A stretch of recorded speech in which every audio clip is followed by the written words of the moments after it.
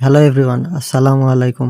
আশা করি সবাই ভালো আছেন। আলহামদুলিল্লাহ, আমিও অনেক ভালো আছি। আজকে হঠাৎ করে অফিসের কাজের শেষে আমি, আকাশ ভাই এবং অনেক মামা সহ 6 জন চলে আসলাম কুষ্টিয়া বাইপাস রোডে রস খাওয়ার উদ্দেশ্যে। অনেক দূর দূরান্ত থেকে নাকি এখানে সবাই রস খেতে আসে। তো আমার এই পর্যন্ত কখনো এখানে আসা হয়নি। চায়ের দোকানে বসে সবাই আড্ডা দিচ্ছিলাম, তো আকাশ ভাই বলল যে চলো রস খেতে যাওয়া যাক। তো ভাবলাম যে ঘুরেই আসি। তারপর আকাশ ভাই এবং অনেক মামার গাড়ি নিয়ে আমরা চলে আসলাম সেই কাঙ্ক্ষিত অবস্থানে। এখানে এসে কিছুক্ষণ অপেক্ষা করার পরে আমাদের সবাইকে 1 গ্লাস করে দিয়ে দিল খেজুরের রস। তো এখানকার রসটা সবাই খাওয়ার পরে আমাদের কাছে তেমন একটা ভালো লাগলো না। এখান থেকে একটু এগিয়ে গেলেই নাকি আরো এক জায়গায় রস বিক্রি করে। তো আমরা দেরি না করে সবাই মিলে চলে গেলাম সেই জায়গা। রস খেতে যাওয়ার সময় শীতে তো আমি পুরা শেষ। তারপর মোটামুটি একটা সময় পৌঁছে গেলাম আমরা আমাদের গন্তব্যস্থলে। এখানে আসার পর দেখি যে রস নেই, রসের হাড়ি নাকি পাড়তে গেছে। তারপর আমরা সবাই মিলে কিছুক্ষণ অপেক্ষা করলাম। এদিকে দেখি হৃদয় মামা গাড়ি থেকে নেমে হাতে আগুনের সেক নিচ্ছে। আমরা এখানে আসতে আসতে রাত 9টা, 9:30 বেজে গিয়েছিল।